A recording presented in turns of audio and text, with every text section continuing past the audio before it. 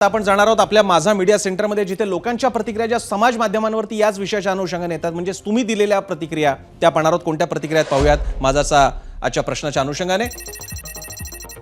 प्रश्न होता ज्याच्यासाठी आम्ही प्रतिक्रिया मागवल्या. नितेश राणेंच्या धार्मिक वक्तव्यांमुळे देश दुसऱ्या फाळणीकडे जातोय असं संजय राऊतांच्या वक्तव्याशी आपण सहमत आहात का, होय किंवा नाही, याबद्दलच्या या प्रतिक्रिया होत्या. पाहूया त्या प्रतिक्रिया. जी.आर. परब यांनी म्हटलेलं आहे, काँग्रेसने देशाचे तुकडे केले, प्रांतीय वाद निर्माण केले, जातींमध्ये लोकांना विभाजित केलं, पण याविषयी संजय राऊत बोलणार नाहीत, अशी टीका संजय राऊतांवरती केलेली. पुढची प्रतिक्रिया आहे, विकासाच्या मुद्द्यावर वाद निर्माण झाले तर जनतेला देखील आवडेल असं स्वप्नील परखड यांनी परखड मत व्यक्त केलेलं आहे की विकासाच्या मुद्द्यावरची चर्चा का होत नाही. नितेश राणेंचा मुद्दा योग्य आहे अशी सुद्धा कमेंट आहे प्रशांत देगवेकर यांची. नितेश राणे एवढे मोठे नाहीत की त्यांच्या बोलण्यानं समाज रचनेत बदल होतील असं अभिजित मस्के म्हणतायत. मात्र नितेश राणे मंत्री आहेत आणि त्यांचा पक्ष त्यांच्या विधानापासून अंतर राखत नाहीये. जे.के. मोरे म्हणतात नितेश राणेंचा मुद्दाम दोन धर्मांमध्ये संघर्ष निर्माण करताना दिसतात, विकास कामं करा म्हणावं त्यांना, अशी त्यांनी इशारा दिलाय, त्यांनी असा सल्ला दिलाय नितेश राणेंना. आणि पुढची कमेंट फेसबुकवरनं आलेली आहे, जेव्हा बाळासाहेब ठाकरे बोलायचे तेव्हा फाळणी नाही झाली, मग नितेश राणेंवरच टीका कशासाठी, असं पूजा यांनी ही फेसबुकवरती कमेंट केली आहे. मार्मिक कमेंट आहे की मग तेव्हा नव्हती फाळणी झाली, मग आता कशी काय होणार आहे. निमखेडकर म्हणतायत, जे इन्स्टावरनं त्यांनी व्यक्त केलंय, संजय राऊत साहेब तुम्ही खरंच बाळासाहेबांची भाषणं ऐकली आहेत का, अहो ते सुद्धा असंच बोलायचे, त्यामुळे फाळणी झाली का, उगीच सकाळी सकाळी भोंगा वाजवता, अशी अगदीच जरा बोचरी टीका केलेली आहे या प्रेक्षकांना संजय राऊतांवर. पुन्हा एकदा जाऊयात आपण आपल्या पाहुण्यांकडे, जाऊयात गेस्ट सेंटरकडे. आपल्याला जावं लागेल. मी जातोय अनिल बोंडेंकडे जाण्यापूर्वी मी जातोय तुषार भोसले यांच्याकडे. तुषार भोसलेजी, या सगळ्या प्रकरणामध्ये नितेश राणे यांच्यावरती कुठलीही कारवाई पक्ष भाजप करत नाहीयेत, यापूर्वीची विधानं नंतरची सुद्धा. मला आठवतंय निवडणुकीच्या पूर्वीच्या त्यांच्या विधानानंतर त्यांनी मशिदीकडे धनुष्यबाण उगारल्याचं असेल, किंवा एक संत महात्मा होते त्यांच्या बाबतीत बोलत असताना त्यांनी मशिदीमध्ये घुसून आम्ही मारू वगैरे अशी विधान होती. अतिशय गंभीर, थेट कायद्याला आव्हान देणारी भाषा आहे. मग याच्यातून भाजप पक्ष म्हणून आणि सरकार म्हणून तुम्ही संकेत काय देऊ पाहताय?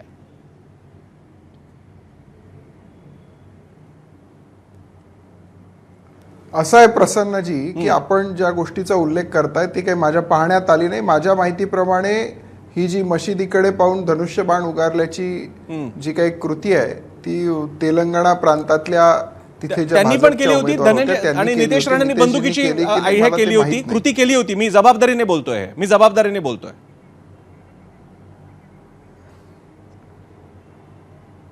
मी माझ्या पाहण्यात नाही, त्याच्यामुळे मी त्यावर बोलणं योग्य होणार नाही. पण आता जे त्यांनी विषय मांडलेले आहेत, मुद्दे मांडलेले आहेत, हे निश्चितपणानं हिंदू जनतेला वाटणारे मुद्दे आहेत. आणि गेल्या निवडणुकीमध्ये आपण पाहिलं की बटेंगे तो कटेंगे, आणि स्वतः मोदीजींनी सांगितलं एक है तो सेफ है. बरं. आणि या नाऱ्याला महाराष्ट्राच्या जनतेने भरभरून मतदान केलं. बरं. त्या भूमिकेला समर्थन दिलं. अक्षरशः मतांचा पूर ओसंडून वाहिला. आणि त्याच्यामुळे आता स्वाभाविकपणानं महाराष्ट्राच्या हिंदुत्ववादी जनतेची ही या सरकारकडनं, जे सरकार आपण हिंदुत्ववादी मतांच्या दानातनं निवडून आणलेलं आहे, त्या सरकारकडनं विकासासोबतच, विकासासाठी माननीय देवेंद्रजी फडणवीस कटिबद्ध आहेतच. देवेंद्र फडणवीस आहेत तर विकास 100% होणार, त्या बाबतीत वाद नाही. पण देवेंद्रजी फडणवीस यांच्या नेतृत्वातल्या सरकारकडनं हिंदू अस्मितेचे सुद्धा विषय हिंदुत्ववादी जनतेला अपेक्षित आहे. मग तुषार भोसलेजी, मग नितेश राणे हे जे बोलतात हे एकच व्यक्ती का बोलतंय? मग सगळा भाजप प्रदेशाध्यक्ष, स्वतः अख्खं मंत्रिमंडळ आणि भाजप पक्ष म्हणून ही जाहीर भूमिका का नाही घेत? मग तुम्ही ते आता सुद्धा मी अनिल बोंडेंना विचारलं, ते म्हणाले पक्षाध्यक्षांना विचारावं लागेल. ते बोलतायत हे खरं, याबद्दल तुम्हा दोघांचं एकमत आहे. तुषार भोसले तुमचं आणि अनिल बोंडेंचं, नितेश राणे बोलतायत याबद्दल एकमत आहे. पण एकमत असलं तरी ते पक्षाचं आहे की नाही हे तुम्हा दोघांना माहित नाही. असं कसं असू शकतं? ही द्विधा मानसिकता का? असं आहे प्रसन्नजी, प्रसन्नजी असं आहे की प्रत्येक संघटनेची एक रचना असते. बरं. बोंडेजी जे आपल्याला म्हणाले ते अतिशय योग्य आहे. ते त्यांच्यावर कारवाई करायची की समर्थन करायचं याचा अधिकृतपणाने निर्णय भारतीय जनता पक्षाच्या प्रदेशाध्यक्षांना आहे. प्रत्येक कार्यकर्त्याला आणि प्रत्येक नेत्याला ही पक्षाची भूमिका आहे की नाही आहे, कारवाई करायची की समर्थन करायची, तो अधिकार प्रदेशाध्यक्षांचा आहे. त्यांची विधान आहेत ना, त्या विधानांवरची कारवाई हा भाजपचा प्रश्न नाहीये. त्यांच्यावरती FIR दाखल आहेत. पोलिसी कारवाई होणं अपेक्षित आहे आणि पोलिसी कारवाई ही भाजप पक्षाच्या पलीकडे संविधानात्मक रचनेतून झाली पाहिजे. ती होत नाहीये. म्हणून माझा तुम्हाला प्रश्न आहे, मग ती होत नसेल तर किमान नितेश राणेंचं समर्थन तरी करा की पक्ष म्हणून आम्ही नितेश राणेंच्या मागे आहोत. मी आपल्याला सांगितलं त्यांनी ज्या भूमिका मांडल्या त्या हिंदुत्ववादी जनतेच्या भूमिका आहेत आणि ज्या ज्या भूमिका त्यांच्या धर्माशी संबंधित आणि धर्माच्या बाजूने आहेत त्यांचं आम्ही समर्थन करतो आहोत. आम्ही कुठेही म्हटलं नाही की नितेशजींचं आम्ही समर्थन करणार नाही. त्यांच्याकडनं एखादं विधान, एखादी कृती चुकीची घडली आणि त्यातनं काही कायदा आणि सुव्यवस्थेचा प्रश्न निर्माण होणार असेल आणि ती आम्हाला योग्य वाटली नाही त्यावेळेला आम्ही त्यांचा विरोध सुद्धा करू. पण आज ज्या भूमिका त्यांनी मांडलेल्या आहेत त्याचं आम्ही पूर्णपणे समर्थन करतो आहोत आणि पक्ष सुद्धा त्यांच्यावर कारवाई झाली नाही याचाच अर्थ पक्ष कुठे ना कुठे त्यांच्या बाजूने आहेच. पण ज्या वेळेला त्यांच्याकडनं काही चूक होईल त्यावेळेला पक्ष कारवाई करेल. पण आज तशी परिस्थिती नाही, तर कारवाई कशी करणार? अनिल बोंडेजी, मी हाच मुद्दा तुमच्याकडे घेऊन जातो आणि त्यानंतर मी हनुमंतराव पवार आणि त्याचप्रमाणे मी आपले प्रणव पाटील आहेत त्यांच्याकडे सुद्धा जाणार आहे. अनिल बोंडेजी, तुषार भोसले जे म्हणाले ते जसंच्या तसं स्वीकारायचं झालं तर नितेश राणेंची विधाने जी आता ग्राफिक्समध्ये पण चाललेली आहेत, औरंगजेबाच्या कबरीला उद्ध्वस्त करणे, जर का तुम्ही आमच्या अमुक कोणा महंतांना धक्का दिला तर तुमच्या मशिदीत घुसून मारू, आणि याशिवाय आणखी मुसलमानांबद्दलचे हे हिरवे साप आहेत, हिंदूंनी फक्त हिंदूंबरोबरच व्यवहार करावा, हे सगळं ऑन रेकॉर्ड आहे. तुम्ही गुगल केलं की नितेश राणेंची सगळी विधानं तुम्हाला मिळतील. माझा आपल्याला प्रश्न, ही सगळी भूमिका आहे भाजपची आणि भूमिका होती तर निवडणुकीच्या काळात कळलेली नाहीये. आणि विधानं जर का तुम्ही जसं आता भोसले म्हणाले की त्यांना कोणी विरोध करत नाहीये म्हणजे पक्षाचा पाठिंबा आहे, तर माझा आपल्याला प्रश्न आहे की समाजामध्ये असणारा हा सगळा वर्ग, मग कोणत्याही जाती धर्माचा असो, त्याच्या बाबतीत ही भाजपची भूमिका आहे. कुणाबरोबर व्यवहार करावेत, कुणाबरोबर करू नये. औरंगजेबाची कबरची इतकी वर्ष चालू आहे आणि ज्याच्याबद्दल ती असते हे सांगितल्याशिवाय कळते नाही की नेमकी ती कुठे आहे. हा मुद्दा एवढा मोठा करण्या इतकं नेमकं कारण काय? भाजपला एवढी गरज का वाटते? मला हे सांगा, आता जी 2 विधानं केले त्याच्यामध्ये कारवाई करण्यासारखं काय आहे? कारण की हलालचं होतं तेव्हा त्यांच्यावर कारवाई केली का? हलालचं सर्टिफिकेशन देत होतं. तर ज्या ज्या लोकांना असं वाटतं की आम्हाला झटक्याचं मटण मिळालं पाहिजे, आम्हाला म्हणजे मटण आणायचं झालं तर ते बीफचं आहे की बकऱ्याचं आहे हे समजलं पाहिजे, तर त्यासाठी तो तर हक्क आहे लोकांचा. त्यामध्ये त्यांनी म्हटलं तर काहीच हरकत नाही. औरंगजेबाच्या कबरीबद्दल कोणाला प्रेम आहे? कोण जात आहे कबरीवर? एक अबू आझमी जर सोडला तर बाकीचे लोक म्हणतात आहे अबू आझमीने औरंगजेबाचे गुण गाले, तर त्याचं तुम्हाला काही वाटणार नाही. अरे मला हे सांगा की पक्षाची भूमिका, मला हे सांगा यामध्ये जर का वाईट असेल तर निश्चितपणे पक्ष कारवाई करेल. जर का ते वाईट बोलले असेल, कायद्याच्या बाहेर बोलले असेल तर कायदा कारवाई करेल. आणि प्रत्येक गोष्टीत पक्षाने भूमिका जाहीर केलीच पाहिजे. हा अट्टास कशाला? मला हे सांगा, त्या पक्षाने भूमिका जाहीर केली ना की औरंगजेबाचे गुणगान केले त्या अबू आझमीनी, तर त्याच्यावर कारवाई केली ना, पक्षाचे सगळे लोक बोलले ना, आणि त्याला निलंबित सुद्धा केलं. आणि त्यामुळं हे गुऱ्हाळ लांबवण्यात काय अर्थ आहे की पक्षाचा पाठिंबा आहे का, पक्षाने भूमिका जाहीर केली का?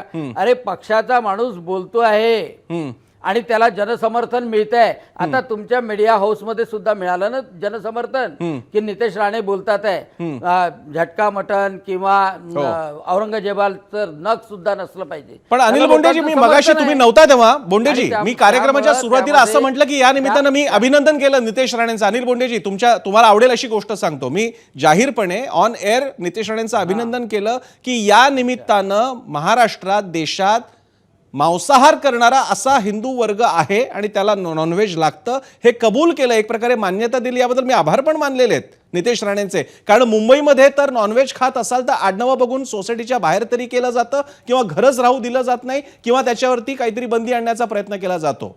आणि मुंबईमध्ये सध्या चाललेलं आहे, त्यामुळे एका अर्थानं मी कौतुकही केलेलं आहे त्यांचं. आणि मला आशा आहे की तुमचा जो नॉनव्हेज बद्दलचा स्टँड आहे पक्षाचा तो महापालिका निवडणुकांपर्यंत दिसेल अशी अपेक्षा आहे. अनिल बोंडेजी, नाही, पक्षाचा स्टँड पक्षाचा स्टँड नॉनव्हेज बद्दलचा कधीच नाही आहे, खाण्याबद्दलचा कधीच नाही अच्छा. आहे. आता सांगा बहिरमच्या यात्रेमध्ये विदर्भामध्ये तर मटणाची हंडी असतेच.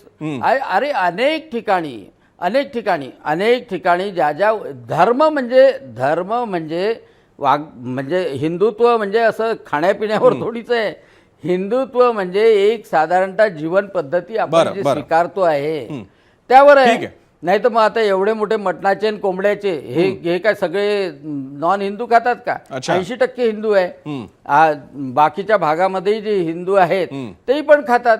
आणि खाण्याचा प्रश्न नाही, परंतु म्हणजे तुम्ही हिंदू म्हणजे फक्त व्हेजच खाईल असं गणित मी म्हणतो अनिल बोंडेजी, तुम्ही हे सुद्धा जाहीर केलं हे फार समाधानकारक आहे. बाकी नितेश राणे सोडून द्या, त्यांची विधानं ती यापुढे चालू राहतील, पण हे आपण मान्य केलं, कबूल केलं, जाहीर केलं, यासाठी खरंच आभार आहेत. कारण हा मुद्दा जणू काही नॉनव्हेज बद्दल बोललं तर काहीतरी पाप लागतं की काय, अशी स्थिती झाली होती. सोशल मीडियावर कोणी जर का बुधवार रविवारच्या आपल्या घरात बनवलेल्या जेवणाची ताटं टाकली तर लगेच आम्हा हिंदूंना खिजवताय का तुम्ही, अशा कमेंट्स येत होत्या. त्या पार्श्वभूमीवरती भाजपचे वरिष्ठ नेते म्हणतायत की होय इकडे नॉनव्हेज खाल्लं जातं, ही छोटी गोष्ट नाही, हेही नसे थोडके. मी हनुमंतराव, शेवटची 4-1 मिनिटं आहेत, मी बराच काळ हनुमंत पवार आणि प्रणव पाटील यांच्याकडे गेलो नाहीये. हनुमंत पवारजी, हे ज्या प्रकारचं नॅरेटिव्ह आहे, मगाशी ते अनिल बोंडे म्हणाले सुद्धा, सगळ्याच गोष्टी जाहीर करायच्या नसतात, कारवाई जाहीरपणे केलीच पाहिजे असं नाही, किंवा जाहीर समर्थन केलं पाहिजे असं नाही. हे पुढे कोणत्या दिशेने जाणार आहे? आणि त्याला माझा तुम्हाला प्रश्न आहे, तुम्ही महाविकास आघाडी किंवा काँग्रेसला उत्तर कसं देणार?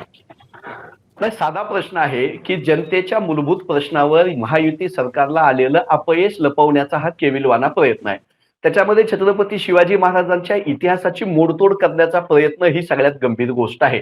बघा, हे महाराष्ट्र सरकारनं प्रसिद्ध केलेला स्मृतिग्रंथ आहे. महाराष्ट्र राज्याच्या सुवर्ण महोत्सवी वर्षानिमित्त जयसिंगराव पवार साहेब याचे संपादकीय मंडळाचे अध्यक्ष होते.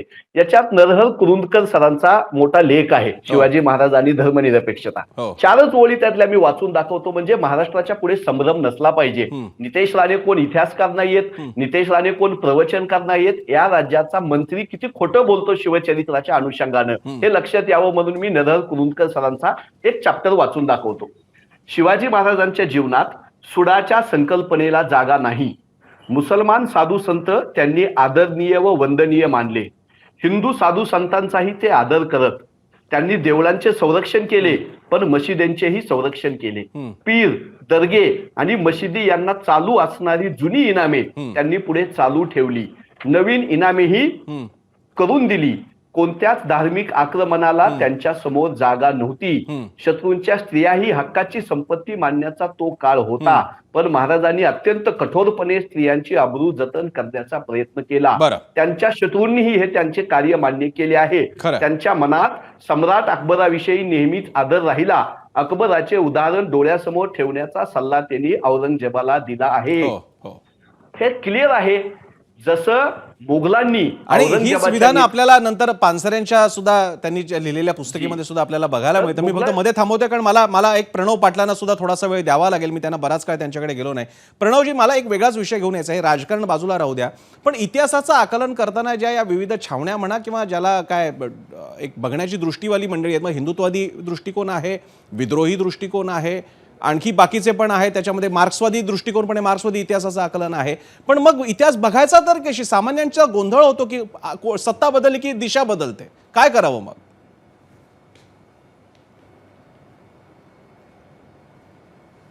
इतिहासाचा जर आपल्याला अभ्यास करायचा असेल तर समकालीन अस्सल साधनं जी आपल्याला इतिहास जे सांगतात ते यामध्ये सगळ्यात महत्वाचं असतं. मग त्यामागे विचारसरणी हा मुद्दाच येत नाही. आता जर आपण असं म्हटलं की शिवाजी महाराजांच्या सैन्यामध्ये फक्त 2% मुस्लिम सरदार होते किंवा सैनिक होते, ही फॅक्ट आहे. पण म्हणून शिवाजी महाराज हे धर्मांध होते किंवा मुसलमानांना पदरी ठेवायचं नव्हतं असा काही त्यांचा उद्देश होता का? तर असं नव्हतं. तर त्यामागे हेतू असा होता की स्वराज्याच्या आधी इथे ज्या प्रकारे अन्याय आणि जुलूम प्रजेवरती झाला होता, ज्या प्रकारे इथल्या प्रजेला गुलाम करून विकलं जात होतं, तर त्याच अधिकाऱ्यांना शिवाजी महाराज परत ठेवू इच्छित होते का? तर नाही. प्रजेला त्यांना एक सुरक्षित वातावरण द्यायचं होतं, म्हणून त्यांनी ही जी संख्या होती मुसलमानांची ते अधिकारी त्यांनी त्या 2% आपल्यालाच फक्त दिसतात की एवढेच त्यांच्या प्रशासनामध्ये होते. एक मुद्दा मात्र आणि नक्की दुसरं प्रणवजी म्हणजे तुमच्या ह्या बोलण्यातून जाणवत येतो की नरहर अशा कुरुंदकरांनी जे इतिहासाकडे म्हटलं आहे बघत की असताना विविध साधनांचा वापर करायला हवा, स्वतः वाचता यायला हवा. एकेकाळी ही साधनच उपलब्ध नव्हती, मात्र आता भरपूर पुस्तकं आणि अस्सल साधनांचे संपादित खंड सुद्धा उपलब्ध आहेत. आपल्यासारख्या अभ्यासकांचं लेखन आता उपलब्ध होतं. सामान्यांनी त्याचा विचार करावा. पाठ्यपुस्तक आणि कादंबऱ्यांमुळे इतिहास कळत नाही, मनोरंजन जास्तीत जास्त होतं आणि पाठ्यपुस्तक तुम्हाला दिशा दाखवू शकतं. अतिशय महत्त्वाच्या या चर्चेसाठी आपल्या सगळ्या मान्यवरांनी वेळ दिला. मी आपल्या सगळ्यांचे आभार मानतो. तुषार भोसले, प्रणव पाटील असतील, बोंडेजी तुम्ही पण असाल आणि हनुमंतराव पवार असेल, सगळ्यांचे आभार. एबीपी माझा, उघडा डोळे बघा नीट.